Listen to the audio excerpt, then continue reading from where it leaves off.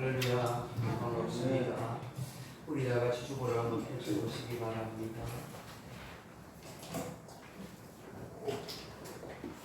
주보 맨 안쪽에 신앙교육 웨스트민스터 신앙고백서 제49문 제2계명은 무엇입니까? 답 같이 한번 읽어보겠습니다. 답 제2계명은 너를 위하여 새긴 우상을 만들지 말고 위로 하늘에 있는 것이나 아래로 땅에 있는 것이나 땅 아래 물속에 있는 것에 아무 형상이든지 만들지 말며 그들에게 절하지 말며 그들을 섬기지 말라. 나 여호와 너희 하나님은 질투하는 하나님인즉 나를 미워하는 자의 죄를 갚되 아베로부터 아들에게로 3, 4대까지 이르게 하거니와 나를 사랑하고 내 계명을 지키는 자에게는 천대까지 은혜를 베푸느니라 하신 것입니다. 1계명은 모든 계명의 기초이자 전부를 대표하는 계명입니다. 신앙의 가장 중요한 본질은 참된 하나님만을 예배하는 데 있기 때문입니다. 이제부터 다른 2계명은 예배의 방식에 대한 계명입니다. 하나님만을 예배해야 하는데 그렇다면 어떻게 하나님께서 명하신 대로 예배할 것을 명령하고 있는 것입니다. 하나님께서 정하신 것에 따라 하나님을 순전하게 예배하라는 것입니다. 아멘. 맨쪽에 신앙 선언문, 교회 선언문 같이 읽겠습니다. 소중한 교회는 오직 복음으로만 행복한 교회, 행복한 가정, 행복한 사회를 지향하는 행복한 예수 공동체가 되겠습니다. 사명 선언문, 우리는 오직 영혼구원을 향한 하나님의 마음으로 예수 그리스도를 전하며 교회 다닌 자가 아니라 교회가 되겠습니다. 이제는 이렇게 살겠습니다. 경제 손해보더라도 정직하게 살겠습니다. 언어 보호하여 참된 말 좋은 말을 하겠습니다. 문화 개별 문화를 멀리하고 깨끗하게 살겠습니다. 가정 망하지 않고 가족과 함께 살겠습니다. 이웃 예민하지 않고 이웃을 도우며 살겠습니다. 환경 불편하더라도 참고 아끼겠습니다. 나라 우리 조국 대한민국을 사랑하겠습니다.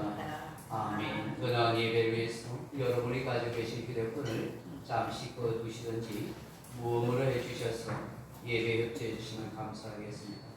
우리 heb시와 찬양팀과 함께 찬양으로 하나님께 영광 돌리겠습니다.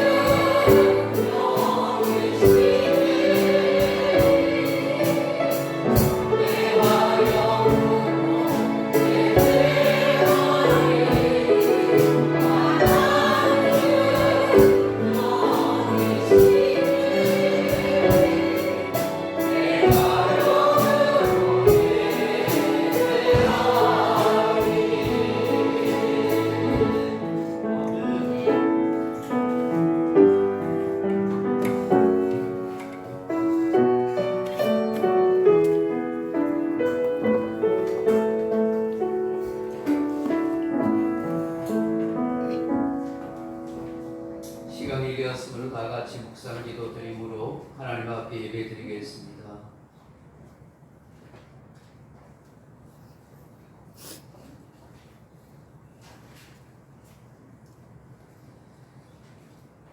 내가 산을 향하여 눈을 들리라. 나의 도움이 어디서 올까? 나의 도움은 천지를 지으신 여호와에게서로다. 여호와께서 너를 실족하지 아니하게 하시며 너를 지키시는 이가 졸지 아니하시리로다. 이스라엘을 지키시는 이는 졸지도 아니하시고 주무시지도 아니하시리로다. 여호와께서 너를 지켜 모든 환난을 면하게 하시며 또 내 영혼을 지키시리로다. 여호와께서 너의 출입을 지금부터 영원까지 지키시리로다. 아멘. 하나님 아버지, 은혜와 사랑을 찬양하고 감사합니다. 오늘도 하나님께서 우리에게 역사하시고 임재하시고 영광 가운데 함께하여 주옵소서. 우리 주 예수 그리스도의 핏부림을 받은 사랑하는 교우들이 함께 모여 성령의 은혜를 입고 하나님께 영광 돌리기를 원합니다. 삼위 하나님 역사하소서, 임재하소서, 주의 거룩한 영광을 나타내옵소서. 주 예수 그리스도 이름으로 간절히 기원드리옵나이다. 아멘.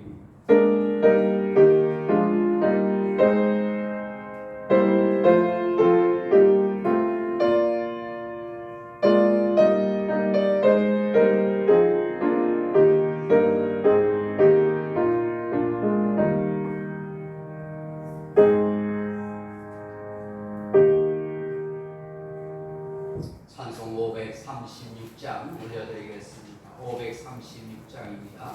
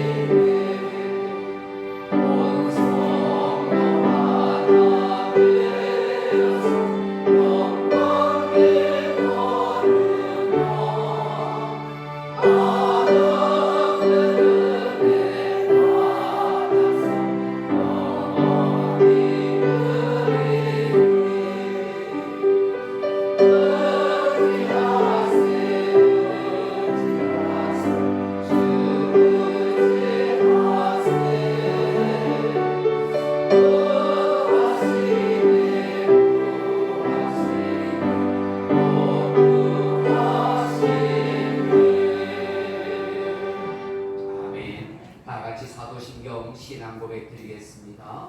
전능하사 천지를 만드신 하나님 아버지를 내가 믿사오며 그 외아들 우리 주 예수 그리스도를 믿사오니 이는 성령으로 잉태하사 동정녀 마리아에게 나시고 본디오 빌라도에게 고난을 받으사 십자가에 못 박혀 죽으시고 장사한 뒤 사흘 만에 죽은 자 가운데서 다시 살아나시며 하늘에 올라서 전능하신 하나님 우편에 앉아 계시다가 저리서 산 자와 죽은 자를 심판하러 오시리라.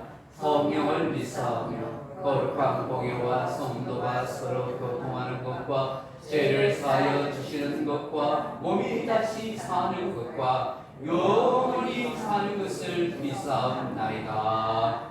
아멘. 찬송가 맨 뒤쪽에 보시면 교동문 21번이 있습니다. 교동문 21번 시편 34편입니다.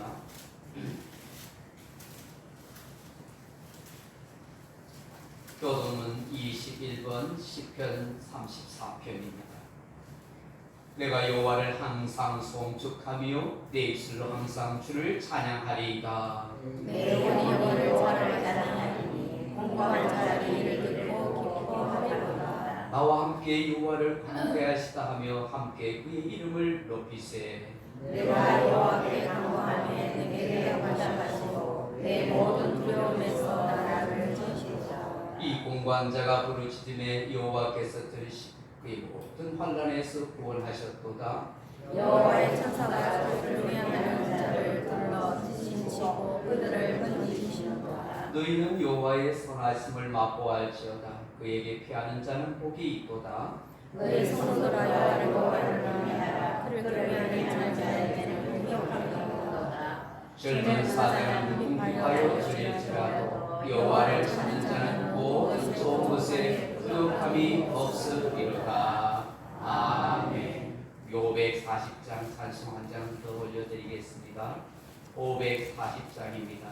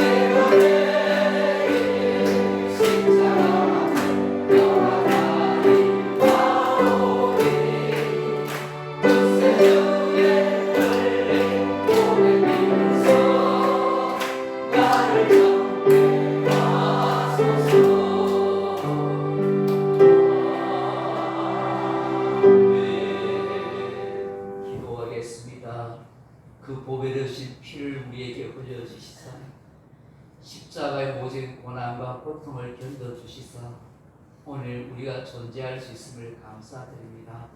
하나님 아버지, 살아있음에 감사드리고 존재하고 있음에 감사드리고 오늘도 예배 자리에 나올 수 있음에 감사를 드립니다.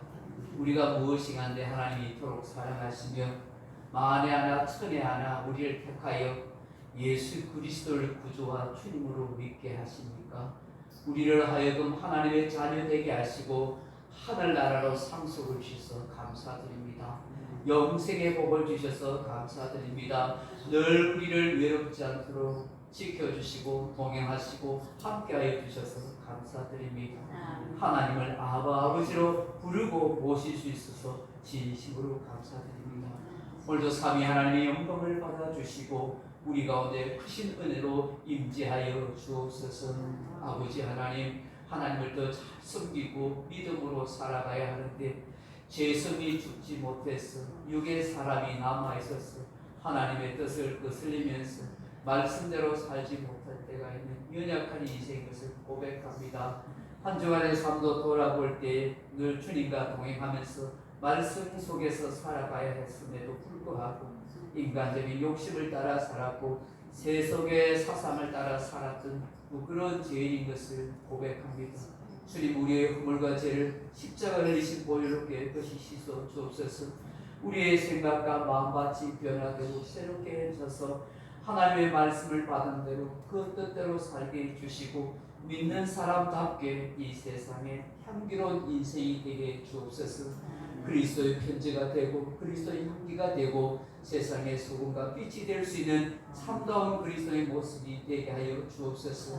무엇을 하든지 어디에 있든지 주님의 기쁨이 될 수 있는 우리가 되게 하여 주시고 소중한 교회 성도라는 자부심과 믿음을 갖고 살게 하여 주옵소서. 부족함이 많은 우리의 모습이고 교회의 모습일지라도 하나님을 뜨겁게 사랑하는 성도들이 이곳에 모여서 주님의 나라를 세워갑니다. 하나님, 저들의 수고와 봉사와 예배를 받아주시고 주의 영광으로 충만케 하시고 저들의 삶을 복되게 하여 주옵소서. 오늘도 여러 가지 삶의 고민을 안고 찾아왔습니다. 삶의 무거운 짐을 들고 왔습니다. 상한 갈대를 쫓지 아니하시고 꺼져가는 등불의 심지를 끄지 않으시는 주님께서 이 시간 찾아와 주셔서 병든 자의 육신의 병을 치료하시고 상한 마음을 안수하셔서 치유하시고 회복시켜 주시길 간절히 빌고 원합니다. 영이 살아나기를 원합니다. 생각과 마음이 다시 힘을 얻기를 원합니다. 이 예배 시간에 찾아온 성령께서 우리를 복되고 선한 길로 인도하옵소서. 군문으로 직장으로 학업으로 떠나 있는 사랑하는 자녀들 어디에든지 보살펴 주시고 지켜주시고 구원의 길로 인도하옵소서. 이 나라 이 민족의 형편을 살펴주시고 이 나라의 정치 경제 사회 군사 모든 영역에 하나님의 손길이 함께 하셔서 평안하고 복된 나라 민족 되게 하여 주옵소서. 아버지 하나님, 우리 가운데 병든 성도도 있습니다. 우리 가운데 연약하여 시험에 성도도 있습니다. 하나님께서 고치시고 새롭게 하여 주시기를 원합니다. 하나님, 우리 교회를 통해서 이루고자 하는 뜻이 역사가 이루어지게 도와주시고 우리의 믿음과 헌신을 통해서 아름다운 열매가 되게 하여 주옵소서. 오늘도 예배 시동을 하나님께 보고 다시 오실 예수 그리스도 이름으로 기도하옵나이다. 아멘.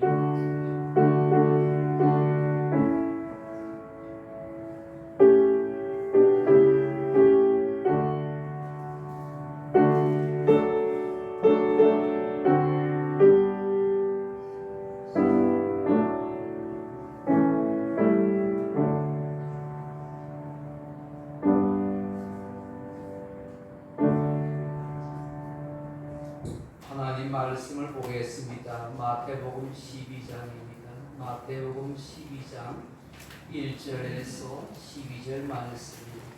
마태복음 12장 1절에서 13절 말씀입니다. 마태복음 12장 1절에서 13절 말씀입니다. 우리 찾으셨으면 한 목소리로 같이 한번 읽어보겠습니다. 그때에 예수께서 안식일에 밀바 사이로 가실새 제자들이 시작하여 이삭을 잘라 먹으니 바리새인들이 보고 예수께 말하되 보시오, 당신의 제자들이 안식일에 하지 못할 일을 하나이다. 예수께서 이르시되 다윗이 자기와 함께한 자들이 시장할 때 한 일을 잃지 못하였느냐? 그가 하나님의 전에 들어가서 제사장 외에는 자기나 그 함께한 자들이 무엇으로 안 되는 진설병을 먹지 아니하였느냐? 또 안식일에 제사장들이 성전 안에서 안식을 범하여도 죄가 없음을 너희가 율법에서 읽지 못하였느냐? 내가 너희에게 이르노니 성전보다 더 큰 이가 여기 있느니라. 나는 자비를 원하고 제사를 원하지 아니하노라 하신 뜻을 너희가 알았더라면 무지한 자를 정죄하지 아니하였으리라. 인자는 안식일의 주인이니라 하시니라. 거기에서 떠나 그들의 회당에 들어가시 한쪽 손 마른 사람이 있는지라. 사람들이 예수를 고발하려 하여 물어 이르되 안식일에 병 고치는 것이 옳으니까? 예수께서 이르시되 너희 중에 어떤 사람이 양 한 마리가 있어 안식일에 구덩이에 빠졌으면 끌어내지 않겠느냐? 사람이 양보다 얼마나 더 귀하냐? 그러므로 안식일에 손을 행하는 것이 옳으니라 하시고 이에 그 사람에게 이르시되 손을 내밀라 하시니 그가 내밀매 다른 손과 같이 회복되어 성하더라. 아멘. 미객수가 찬양팀과 함께 찬양으로 영광을 드리겠습니다.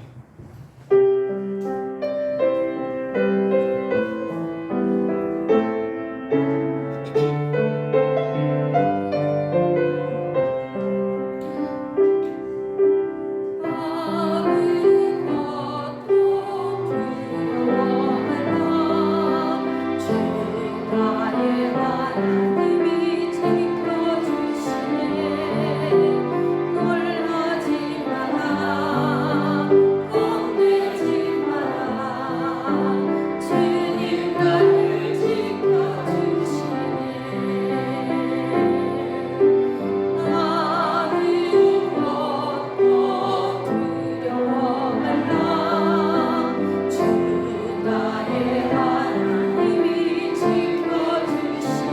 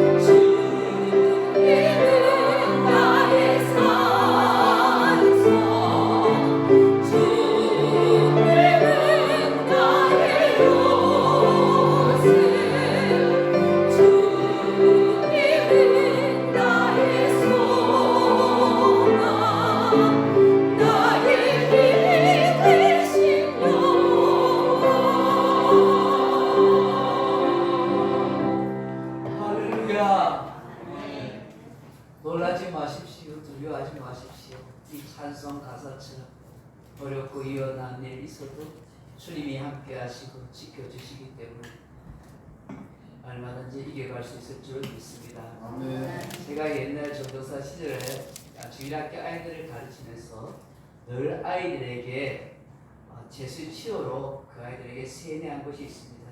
그게 뭔지 아십니까? 보시렵니까? 이런 거예요.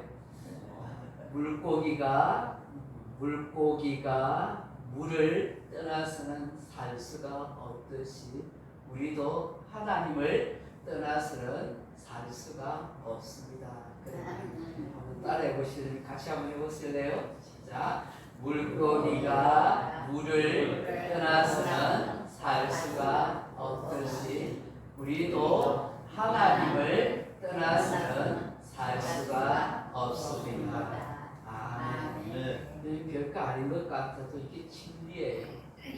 물고기가 물을 떠나 살 수 없듯이 우리의 인생은, 우리의 영혼은 하나님을 떠나서는 살 수가 없습니다. 아멘. 이 사실을 꼭 기억하시고 정말 놀라울 일, 두려울 일, 정말 죽을 일이 생겨도 하나님을 결코 떠나지 않는 그런 복된 인생 되기를 바랍니다. 아멘. 오늘 마태복음 12장 1절로 13절 말씀 가지고 제사냐 자비냐 하는 제목으로 말씀을 나누고자 합니다. 사랑하는 성도 여러분, 제가 질문 하나 할게요. 좀 유치한 질문 같을 수 있어요. 여기에 아주 목마른 사람이 있어요. 그런데 그 사람 앞에 아주 예쁜 컵에 담긴 물이 있어요. 이 목마른 사람에게는 예쁜 컵이 중요할까요? 물이 중요할까요? 물이 중요하죠. 아무리 예쁘고 아름다운 컵이랄지라도 목마른 사람에게는 그 컵보다도 물이 중요한 것이에요. 물이 없는 예쁜 컵이 그 목마른 사람에게 무슨 의미가 되겠습니까? 작은 통에 아기를 목욕시켰어요. 근데 이제 이 아기를 씻은 물을 버려야 해요. 그런데 물을 버린다는 것이 아기를 같이 버려버렸어요. 그러면 돼요, 안 돼요? 아기를 씻긴 물을 버려야지 아기를 버리면 안 되지 않습니까? 여러분, 오늘 우리가 인생을 살아가면서, 신앙생활을 하면서 정말 중요한 것이 무엇인지 그걸 잘 모를 때가 있어요. 정말 소중한 것을 버릴 때가 있어요. 목마른 사람에게 예쁜 컵이 아니라 물이 소중한 거예요. 아기를 버리면 안 돼요. 그 아기를 시킨 목욕물을 버릴 수 있어. 아기는 버리면 안 되거든요. 우리는 진리를 버리면 안 돼요. 복음을 잃어버리면 안 돼요. 아멘. 그 무엇보다도 우리에게 소중한 것은 복음이에요. 예수 그리스도예요. 진리예요. 그때 많은 사람들이 인생을, 삶을 살아가다가 또 신앙생활 하다가 정말 중요한 복음을, 진리를, 예수님을 버려버리고 잃어버리는 그런 모습이 때가 있다 하는 것이죠. 삼국육사에 나오는 얘기입니다. 노힐부득과 달달발박이라 하는 사람이 있습니다. 두 청년 선교였습니다. 좀 이름이 어렵지요. 노힐부득, 달달박박 하는 그런 사람이 있었어요. 이 두 사람이 평범하게 그렇게 살아갔던 사람인데 자기의 평범한 삶에 만족할 수 없어서 속세를 떠나가지고 승려가 됩니다. 노힐부득과 이 달달박박은 더 나아가서 미륵불이 되고 싶어서 산에 조그마한 암자를 각자 지어서 홀로 앉아서 참선을 하고 돌을 닦기 시작합니다. 그렇게 몇 년이 지납니다. 어느 날 아이를 뵌 산고의 고통을 느끼고 있는 한 임신한 여인이 이 달달박박을 찾아옵니다. 하룻밤만 재워달라고 부탁을 하죠. 홀로 이 돌을 참선을 하고 있었던 이 달달박박으로서는 굉장히 당혹스러운 일이죠. 이 혼자 있는 이 방에 임신한 여인을 드리는 것은 자기들의 계율에 어기는 것이고, 그리고 돌을 닦는데 방해가 된다고 해서 박절하게 보내버립니다. 그렇게 고통 가운데 있던 이 여인이 그 옆에 홀로 돌을 닦고 있는 노힐부득을 찾아갑니다. 그러면서 제발 지금 고통스러우니 하룻밤만 지어달라고 합니다. 노일 부덕도 참 고민이 되고 당혹스럽죠. 내가 참 선을 행하고 도를 지금 닦고 있는데 이 여인을 하룻밤 지어주면 내가 부정함을 입고 계율을 어기는 일이 되는데 어떡하지 고민합니다. 그런데 그 마음에 저 여인을 보니까 안타까운 마음, 불쌍한 마음이 들어서 하룻밤을 재워주는데 그 재워주는 가운데 이 여인이 산모의 고통을 느끼면서 아기를 낳게 됩니다. 누가 뒷바라지 해줄 수 없잖아요. 그래서 노인 부덕이 이 여인의 아기를 이렇게 받고 그리고 목욕도 시켜줍니다. 근데 나중에 목욕하는 가운데 이 여인이 싹 변화되는데 불교에서 가는 보살이 되더라는 것입니다. 그러면서 당신이 자비를 베풀었기에 유력불이 되라 이렇게 했다는 거예요. 나중에 달달 빡빡이 그것을 알고 와서 눈물을 흘리면서 안타깝게 여기다는 것입니다. 훗날에 이 달달 빡빡이 그런 걸 깨달았다는 거예요. 내가 오랫동안 참선을 하고 도를 닦았지만 정말 고통 가운데 있는 사람을 불쌍히 여기고 그렇게 긍휼히 여긴 이 노일 부덕이 유력불이 되었구나 하면서 그렇게 했다는 것이죠. 여러분 이게 신라 사회의 그 당시의 단면의 모습을 보여주는 것인데요. 결국 뭘 이야기하려고 하는 거예요? 사람에 대한 연민과 자비의 마음이 도를 닦고 참선을 하는 것보다 훨씬 낫다라는 것이죠. 사람이 존재하고 살아가는 데 있어서 개인이 우선이 아니라 자비가 우선이라 하는 그런 얘기죠. 세계적인 문학가인 톨스토이의 작품 가운데 두 노인이라 하는 글이 있습니다. 이게 두 노인 중에 한 노인은 예품이라 하는 노인이 있는데요. 아주 부자 농부이고 고지식한 사람입니다. 이 사람은 그 러시아의 술인 보드카도 마시지 않고 담배도 피우지 않습니다. 태어나서 한 번도 욕을 한 적도 없는 사람, 매사에 엄격하고 야무진 사람입니다. 어떤 일이든지 실수하지 않고 완벽하게 해내는 성격의 소유자입니다. 이른의 나이에도 불구하고 건강하게 살면서 장가든 그런 손자 가족들과 함께 단단하게 살아갑니다. 그 반면에 예리세이라는 한 노인이 있습니다. 그는 그렇게 부유하지 않습니다. 그렇다고 아주 지독실이 가난하지도 않습니다. 목수이라는 평범한 노인입니다. 여유롭지 못하기 때문에 꿀벌을 따는 꿀벌 일을 같이 경험하면서 살아갑니다. 예리세이는 성품은 착하고 명랑한 성격이고 노래는 잘하지만 러시아의 술인 보드카도 열심히 잘 마시고 담배도 잘 피우는 사람입니다. 그렇지만 집안 식구들과 이웃들과 사이좋게 그렇게 지내고 있습니다. 이 두 노인은 친구지간입니다. 근데 오래전부터 예루살렘에 성주 순례를 하고 싶어 했습니다. 경제적, 시간적 이유로 인해서 가지 못하다가 두 노인이 마침내 의기투합해서 예루살렘의 성지 순례를 떠났습니다. 지금처럼 좋은 비행기나 자가용이 있는 시대가 아니지요. 걸어서 먼 거리를 그렇게 갔습니다. 먹을 것과 그리고 옷가지와 신발을 준비하고 여부의 여비를 가지고 그렇게 길을 걸어갔습니다. 그러다가 몇 달이 돼서 어느 마을에 도착했습니다. 근데 그 어느 마을에 보니까 그 마을이 아주 흉년이 들었어요. 그 흉년이 든 마을을 지나면서 예피면 야, 우리 빨리 가자. 빨리 예루살렘 성지순례 가야지. 그곳에 가서 예배도 드리고 하나님을 만나봐야지. 이렇게 하면서 빨리 가져가는 거죠. 예리세이도 그렇게 가는데 갑자기 너무 햇빛이 뜨겁고 해서 목이 말라서 견딜 수가 없는 거예요. 그래서 그 흉년이 든 그 마을이지만 그 집에 한 집에 들어가서 물을 마시고 가겠다고 합니다. 예피는 꺼리낌의 마음에 생깁니다. 그래서 에리세이가 그러면 먼저 가. 내가 물 마시고 쫓아갈게. 그렇게 한 거예요. 에리세이가 그 흉년든 마을에 어느 한 집에 들어갔어요. 물을 좀 마시려고 보니까 사람들이 없습니다. 인기척이 없습니다. 보니까 그 집안에는 할머니, 아빠, 딸, 아이들 할 것이 전부 쓰러져 있습니다. 굶주림에 질병에 꼼짝도 못하고 있는 것입니다. 물을 마시러 왔다가 이 꼼짝 못하고 이 죽어가고 있는 사람 보니까 너무 마음이 아픈 것입니다.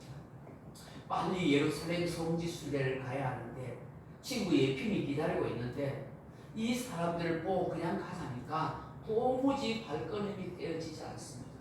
그래서 그들에게 먹을 것을 준비해서 끓여주고 사주고 그렇게 합니다. 그러면서 며칠 그 집에 머물게 됩니다. 그 지역 교회 기도회도 참석하면서 그렇게 지내게 됩니다. 결국 이 가정, 이 사람들을 살리다가 예루살렘에 가는 그 모든 여비가 다 떨어지고 만 것입니다. 결국 예리세인은 예루살렘 성주순례를 가지 못하고 그 오랫동안 꿈꾸었던 그 모든 것을 다 포기하고 집으로 그렇게 돌아오게 됩니다. 예피는 그 친구 예리세가 곧 올 줄 알았는데 오지 않으니까 할 수 없이 계속 갑니다. 가다가 어느 여관방에 가서 혹시 머리 벗겨지고 키 조그만한 그런 노인이 오거들라 내가 친구 예핀이 기다리다가 갔다고 해달라고 이야기를 그렇게 하고 갑니다. 그래서 예핀은 마침내 배를 타고 길을 걷고 해서 예루살렘에 도착하죠. 예루살렘 성전에 들어가서 많은 순례자들과 함께 예배를 드립니다. 그런데 저 앞에 보니까 촛불이 켜져 있는데 거기 앉아있는 한 사람이 어른거리고 보이는데 꼭 자기 친구 예리세거든요. 너무나 불쌍해. 매번 눈을 닦고 봤는데 털림없는 자기 친구 예리세입니다. 예배를 마치고 난 뒤에 그 친구를 만나려고 손살같이 뛰어갔는데 그 예리세는 온데간데 없이 사라져요. 몇 번을 그런 경험을 하게 됩니다. 그리고 난 뒤에 수개월이 지난 다음에 자기의 집으로 돌아옵니다. 그리고 친구 예리세를 만나게 됩니다. 어떻게 오지 않게 됐는지를 알게 되는 것이죠. 그런데 그 앞서 제가 이야기한 게 있는데 이 예핀이 자기 집으로 돌아오는 도중에 그 친구가 물을 마시러 간 집을 방문하게 되는 것입니다. 거기 가니까 그 사람들이 있는 거예요. 그래서 머리 벗겨지고 키 딱 달만한 하얀 수염이 난 그 노인이 안 하냐고 물어본 거예요. 그러니까 거기 있는 사람이 그 얘기를 합니다. 한 순례자가 우리 집에 찾아왔죠. 우리는 전부 병들고 굶어 죽어가고 있는데 그분이 우리에게 먹을 것을 주고 정성껏 우리를 보살펴 주셔서 우리가 살아나게 됐습니다. 우리는 하나님을 잊은 채 멋대로 살다가 하나님의 벌을 받아서 죽는 줄로 알고 있었습니다. 그런데 그분의 보살핌을 통해서 이렇게 살게 됐습니다. 우리는 천사 같은 그분 때문에 살게 됐어요. 그렇게 이야기하는데 그분이 가만히 생각해보니까 바로 그 친구 예리세였던 것이죠. 그 가족들이 이렇게 말하는 거예요. 만약 그분이 오시지 않았더라면 우리는 모두가 죄를 지은 상태에 죽었을 것입니다. 아무 소망 없는 채로 하나님을 원망하고 사람들을 원망하면서 그렇게 죽었을 것인데 그분이 오셔서 하나님을 알게 하셨고 짐승과 다른 것이 살아가는 우리들에게 바른 삶을 살아가도록 깨우쳐 주셨습니다 라고 그렇게 하고요. 그러면서 이분들이 이렇게 이야기하는 게 하늘에 계신 예수 그리스도시여 그분을 돌봐 주옵소서 그렇게 하나요. 예핀이 이런 얘기를 듣고 예리세의 친구를 그렇게 말하게 되죠. 일어났던 이야기를 하니까 예리세는 이야기하지 말라고 가족들 모르니까 그냥 내가 성지순례 갔다 온 줄 알 테니까 그렇게 이야기하지 말라고 합니다. 그때 예품이 이런 깨달음을 얻게 됩니다. 이 세상에서 사람이 사는 동안 죽는 날까지 사람으로서 자기의 의무인 사랑과 성행을 다하며 사는 것이 하나님께서 우리에게 원하시는 뜻이구나. 아멘. 이 두 노인의 이야기에서 알려주는 것이 무엇이겠습니까? 감격스러운 예루살렘의 성지 순례 그 예배가 중요하냐 진정한 자비 사랑을 실천하는 것이 더 중요하냐 하는 것을 우리에게 말씀하는 것입니다. 오늘 성경은 예수님을 통하여 우리 삶에, 우리 신앙에 무엇이 중요한지를 알려주신, 신앙의 참된 본질을 깨우쳐 주신 어느 날 예수님께서 제자들과 함께 밀밭 사이로 지나가게 되었습니다. 아마 이때가 밀을 추수하는 시기인 것 같아요. 그때 예수님을 따라다녔던 제자들이 배고픔을 느꼈어요. 그래서 시장하는 차에 그 밀 이삭을 좀 비벼서 먹은 거예요. 그게 뭔 요리가 짜도 되겠습니까? 근데 배가 고프니까 뭐라도 먹어야 되겠다 싶어서 그 밀 이삭을 그렇게 비벼서 좀 먹었어요. 근데 마치 만안경으로 다 살펴보고 있는 것처럼 이 바리새인들이 그것을 다 보고 있다가 예수님께 힐난하고 비난하는 거예요. 안식일에 법을 어겼다고 그렇게 이야기하는 거예요. 오늘 1절 2절 보세요. 그때 예수께서 안식일에 밀밭 사이로 가실새 제자들이 시장하여 이삭을 잘라 먹으니 바리새인들이 보고 예수께 말하되 보시오 당신의 제자들이 안식일에 하지 못할 일을 하나이다. 아멘. 안식일에 하지 못할 일을 했다고 비난하는 것 얼마나 황당하겠어요. 어떻게 이런 것까지 다 보고 비난할까 그런 생각이 들지 않겠어요? 근데 말입니다.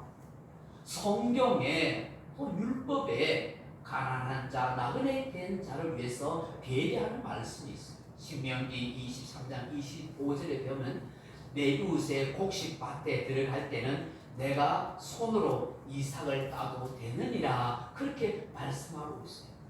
가난한 자, 나그네 된 자를 위해서 밀밭에 들어가서 거기서 이삭을 손으로 따서 비벼 먹어도 된다 하고 하나님이 허락하셨어요. 욕심내서 낫으로 막 비어가지고 몽땅 베어가면 안 되겠지만 굶주리고 가난한 사람들은 거기서 얼마든지 그 밀 이삭을 비벼 먹을 수 있다는 것이죠. 하나님은 사람들에게 이런 사랑과 배려의 정신을 허락해 주신 거예요. 그러므로 제자들의 행동은 사실 아무 문제도 되지 않고 죄도 되지 않는 것입니다. 그런데 바리새인들은 무엇으로 시비를 걸어요? 안식일에 일을 했다는 거예요. 일을 했다는 거예요. 배가 고파서 그 이삭을 좀 따서 비벼 먹었는데 이 안식에 일을 했다고 죄를 지었다고 그렇게 비난하는 거예요. 이들은 항상 남의 잘못을 눈을 부릅뜨고 쳐다보면서 찾아내려는 그런 사람인 것 같아요. 예수님에 대해서 무조건 약점을 잡아내려는 그런 사람인 것 같아요. 여러분 히브리인들의 고대 문헌인 미시나라 하는 곳에 보면 안식일 이 사밧에 대해서 하지 말아야 할 일을 39가지를 기록하고 있습니다. 제가 그건 다 이야기할 수 없지만 이런 얘기가 돼 있어요. 안식일은 절대 이런 일 하면 안 된다 그렇게 기록해놨어요. 씨 뿌리기, 수수하기 뿐만 아니라 빵 굽기, 심지어 2개의 보리 만들기, 실로 매듭 풀기, 매듭 끄기, 불 끄기, 불 피우기, 다른 곳으로 물건 옮기기 뭐 이런 걸 하면 안 된다고 그렇게 만들어놨어요. 그럼 지금도 이스라엘 나라에는 유대인들이 안식일 되면 아무것도 하지 않아요. 자기 집에 불이 나도 어떻게 해요? 119로 전화벨을 누르지 않아요. 요거 119 요거 누르면 1이래요. 그래서 거기 있는 목사님한테 그런 부탁하더래요. 우리 집에 불 났는데 119 전화 좀 눌러주세요. 왜 하니까? 왜 안 하느냐고 하니까 요거 누르면 1이라는 거예요. 엘리베이터 올라가는데 엘리베이터 층 좀 눌러주세요. 왜? 요거 누르면 2이라는 거예요. 여러분 이게 얼마나 어리석은 일이에요. 얼마나 피곤한 일입니까? 안식일이 사람을 위해서 있는 것이 아니라 사람이 안식을 있는 것처럼 보이지 않습니까? 여러분 창세기 2장에서 하나님께서 창조 사역을 이루신 후에 우리에게 안식일의 원리를 가르쳐 주신 것이죠. 안식은 사람으로 하여금 쉬도록 하신 거예요. 쉬면서 하나님을 예배하는 삶의 누림을 우리에게 말씀하는 것이죠. 안식이라는 것은 6일 동안 열심히 일하고 하루에 모든 일을 멈추고 쉬면서 하나님의 은혜를 기억하라고 주신 날인 거예요.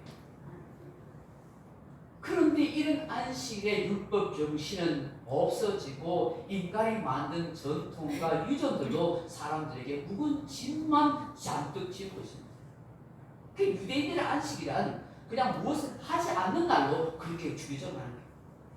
그러니까 하지 않는 것을 지키는 날, 그것이 그들의 안식이 되어버리는 거예요. 그러니까 하나님의 본래 뜻과는 너무 멀어져 버린 거예요. 오늘 이 바리새인들이 예수님에 대해서 신랑하는 것도 바로 이런 일이에요. 그러자 오늘 예수님께서 뭘 말씀하세요? 다윗의 예를 들어 말씀합니다. 다윗과 그의 신하들이 사울왕에게 쫓겨가지고 막 가다가 그 성전의 성소에 들어가지 않느냐, 그 아비멜렉 제사장이 있는 그 성소에 들어갔다. 근데 너무 굶주렸는데 제사장들만 먹는 그 성전 안에 있는 진설병 떡상을 이 다윗과 그 신하들이 먹었다.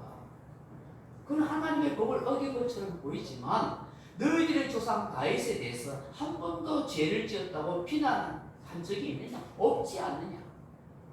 아마도 다윗이 그 부하들이 안식일 날 이 진설병을 먹었던 것 같아요.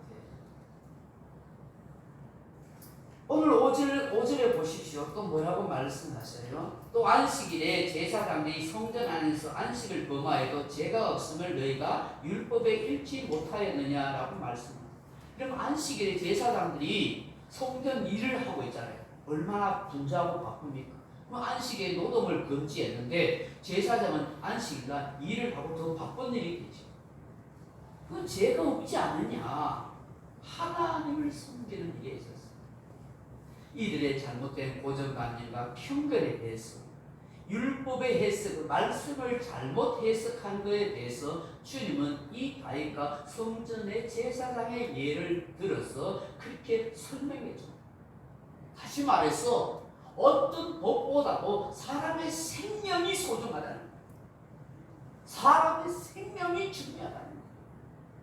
이 세상에 있는 법도 보세요. 그 법이라는 근본 정신은 사람에게 형벌을 주고 체벌하는 데 목적이 있는 거 아니에요. 법의 근본 정신은 사람의 생명을 소중히 여기고 사람의 인권과 자유와 재산을 보호해 주기 위함인 거예요. 아멘. 안식일의 법도 마찬가지입니다. 사람의 인권을 보호하고 사람에게 쉼과 자유와 안식과 행복한 삶을 주기 위해서 그들의 사람의 건강과 생명을 보호하기 위해서 하나님이 안식일 주신 거예요. 인터넷 뉴스에 나왔대요. 중국 사람이 뭐 며칠 동안 하루도 쉬지 않고 일하다가 딱 하루 쉬었는데 그 사람 죽었대요. 젊은 사람. 쉬지 않고 일하면 죽는 거예요. 그래서 하나님이 쉬도록 한 건 우리의 생명을 보호해 주기 위한 하나님의 사랑인 거예요. 아멘. 그런데 안식일날 이걸 하지 말고 저거 하지 말고 그런 법에 매여서 인간을 하여금 자유를 잃어버리고 생명의 소중함을 알지 못하게 하는 것은 잘못됐다는 거예요. 그래서 우리 예수님께서 7절에 뭐라고 말씀하세요? 같이 한번 읽어볼까요? 나는 자비를 원하고 제사를 원하지 아니하노라 하신 뜻을 너희가 알았더라면 무지한 자를 정죄하지 아니하였으리라. 아멘. 이 말씀이 무슨 뜻이겠어요? 제사와 예배가 필요 없다는 것이 아니지요. 제사와 예배에 앞서 있어야 할 마음이 뭐라는 거예요? 자비, 사랑, 인의 마음, 용서의 마음이 있어야 한다는 거예요. 여러분이 여기 와서 아무리 하나님 앞에 정성껏 예배를 드려도 여러분 마음속에 누군가를 미워하는 마음, 용서하지 못한 마음을 품고 있다면 미안하지만 여러분의 예배는 헛거예요.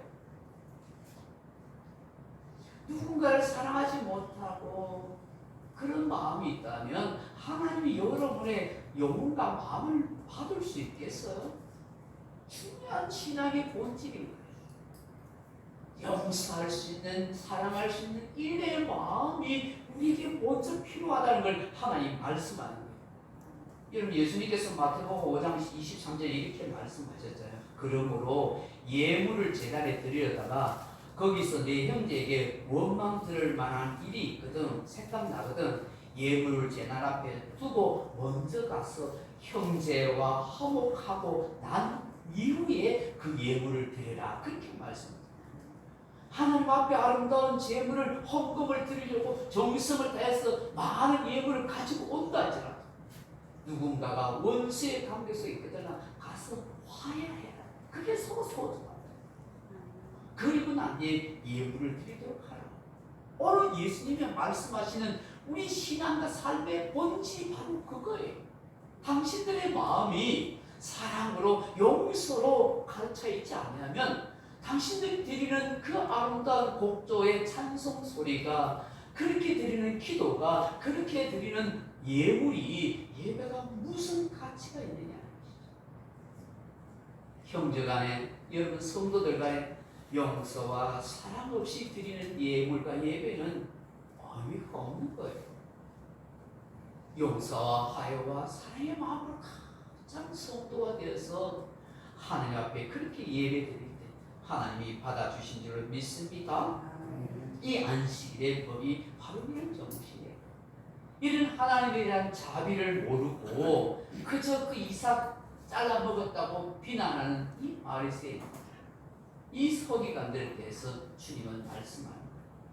그리고 난 뒤에 예수님이 이 회당에 들어가셨어요. 근데 마침 그 회당에 손 많은 사람이 있어요. 원어로 보면 한쪽 손이 마비가 된 사람이 있거든요. 장애인인 것이죠. 그 사람이 회당에 들어와 앉았어요. 근데 예수님을 또 쳐다보고 있던 이 못된 사람들이 예수님을 고발하려고 저 사람에 대해서 어떻게 하겠냐 하고 그렇게 말해요. 예수님이 자신을 유도신문한다는 걸 아시니까 그들의 의도를 알고 대묻습니다. 11절에 뭐라고 이야기해요? 아세요? 예수께서 이르시되 너희 중에 어떤 사람이 양 한 마리가 있어 안식일에 구덩이에 빠졌으면 끌어내지 않겠느냐? 사람이 양보다 얼마나 더 귀하냐? 그러므로 안식일에 선을 행하는 것이 옳으니라 하시고. 유대 사회에서 아마 그런 것 같아요. 안식일날 이 양이 구덩이에 빠지면 그 빨리 안 건지면 죽어요, 살아요? 죽잖아요. 그러면 그 양의 가치가 있겠어요, 없겠어요? 없는 거예요. 그 양 때문에 여러 가지 얻을 것이 많은데 죽으면 소용없잖아요. 이 아까워가지고 그 양 건져낸다는 거예요. 안식일 살려낸다는 거예요. 그건 일이 아니에요. 자기들 입장에서 생각하면. 예수님이 너희들 안식일날 양이 구덩이에 빠지면 그거 건져내지 않느냐. 이처럼 안식일날 지금 병 들어있는 저 한 생명을 내가 건져내고 살리는데 왜 안식일을 어겼다고 그렇게 비난하느냐라고 그렇게 말씀하고 계시는 거예요. 그래서 안식일에 선을 행하는 건 옳은 일이 아니냐고 말씀하고 있어요. 그리고 곧장 그 사람에게 손을 내밀려 하셔서 그 사람의 손을 고쳐주는 거예요. 이걸 고쳐주시고 말씀하셨으면 아멘 하면 얼마나 좋겠습니까만 우리 읽지 않았지만 14절 보면 바리새인들이 나가서 어떻게 예수를 죽일까 의논하는 거예요. 신앙의 본질을 모르니까 이런 어리석은 일들을 하는 거예요. 사랑하는 성도 여러분, 오늘 우리 예수님께서 말씀하시는 이 핵심적인 의도와 뜻을 분명히 알 수 있기를 바랍니다. 6절, 7절, 8절 다시 한번 보세요. 내가 너에게 이르노니 성전보다 더 큰 이가 여기 있느니라. 나는 자비를 원하고 제사를 원하지 아니하노라 하신 뜻을 너희가 알았다면 무죄한 자를 정죄하지 아니하였으나 인자는 안식일의 주인이라 하시니라. 아멘. 성전보다 더 크신 바리새인들이, 유대인들이 눈에 보이는 성전이 중요하다고 얘기했지만 그 성전에 임재하시고 그 성전을 세우신 분이 바로 예수님이시라는 사실. 예수님께서는 호세아 6장 6절처럼 나는 이레를 원하고 제사를 원하지 아니하고 번제보다 하나님을 아는 것을 원하더라는 그 말씀을 인용하셨습니다. 제대로 하나님을 알고 하나님의 뜻을 깨달고 하나님이 원하시는 자비와 인애라는 사실을 이들에게 말씀하셨던 이 말씀을 우리는 가슴에 새겨야 하는 것입니다. 8절의 안식일의 주인이 예수님이라는 사실, 그것은 우리에게 안식을 주시는 분이시요 안식일을 주장할 수 있는 분이시요 예수 안에서 참 안식이 있다는 사실을 우리에게 말씀하고 있는 것입니다. 말씀드렸습니다. 사랑하는 성도 여러분, 오늘 말씀을 통해서 우리 신앙의 참된 본질이 무엇인가를 찾을 수 있기를 바랍니다. 아주 아름다운 곡들로 찬양하고 하나님 앞에 미사역으로 기도를 드린다고 해도 많은 헌물을 드리고 경건한 자세로 예배를 드린다 할지라도 내 마음에 잔인한 마음이 있으면 아무 소용없습니다. 인내와 자비와 사랑과 용서의 마음이 없으면 우리는 가치가 없다는 것을 기억하십시오. 그 누군가를 돕고자 하는 마음과 사랑에 실천된 삶이 없다면 우리는 꽹가리와 소리나는 쥐과 같다는 것을 기억하십시오. 우리 기독교가 다시 회복되고 우리 신앙이 아름답고 영광스럽게 될 수 있는 것은 우리 모두가 먼저 인내의 마음, 자비의 마음을 가지는 것입니다. 그리고 우리의 삶의 현장이 이 자비와 사랑을 실천하는 현장이 되는 것입니다. 이런 아름답고 건강한 신앙이 오늘 저와 여러분의 삶에서 이루어지고 회복되는 역사가 있기를 주님의 이름으로 축원합니다. 기도하겠습니다. 아버지 하나님, 참 무엇이 소중하고 무엇이 가치 있는지를 잃어버린 세대입니다. 도덕도 윤리도 잃어버린 시대 속에서 오늘 우리 그리스도인들이 이 세상을 향하여 우리의 교회가 이 시대를 향하여 보여줘야 할 것이 무엇입니까? 제사와 예배가 아니라 인내와 사랑의 모습이어야 한다는 것, 기독교의 정신이 사랑과 자비의 정신이라는 사실을 다시 한번 기억하게 하시고 우리 안에 이것이 회복되어져서 교회가, 기독교가 이 세상에 영광스럽게 되게 하여 주시고 하나님의 영광과 뜻을 나타내는 우리들이 되게 하옵소서. 예수님 이름으로 기도하옵나이다. 아멘. 찬송가 310장입니다.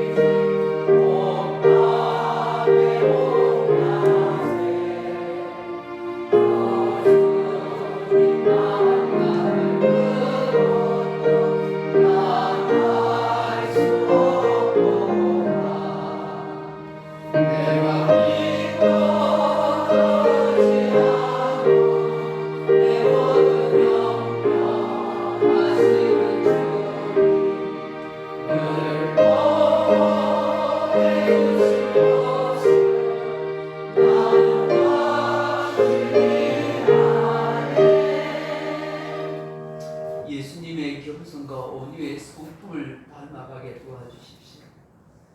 사람을 향한 예수님의 긍휼의 마음을 우리 안에 이식시켜 주십시오.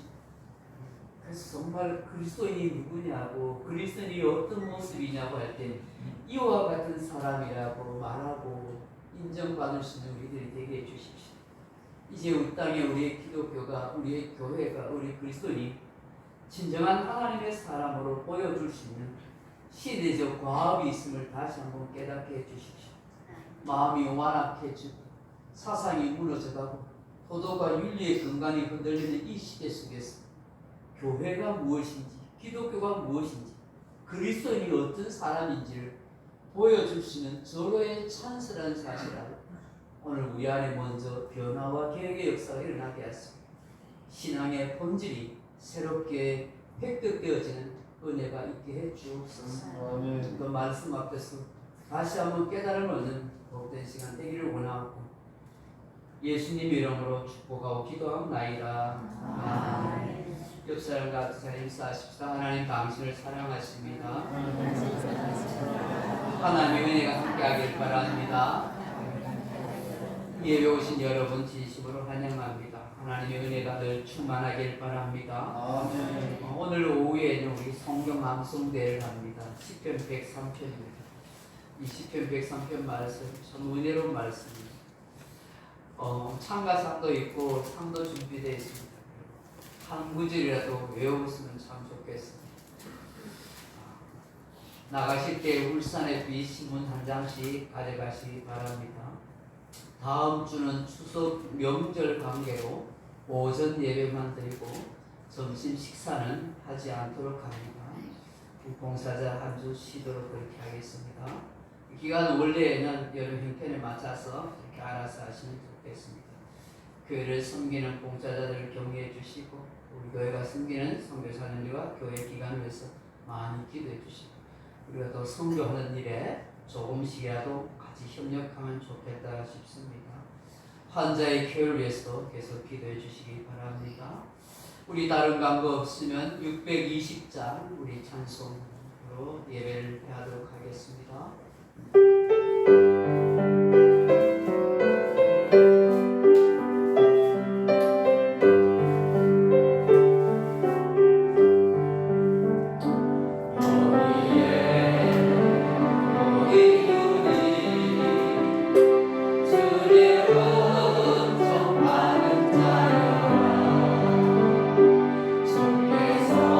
이 자리에 함께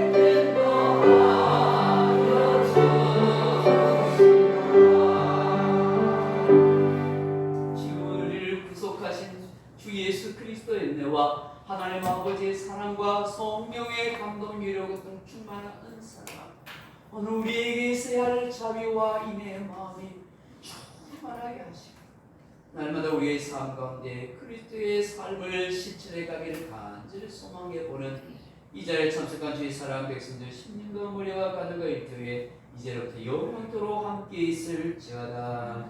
아멘.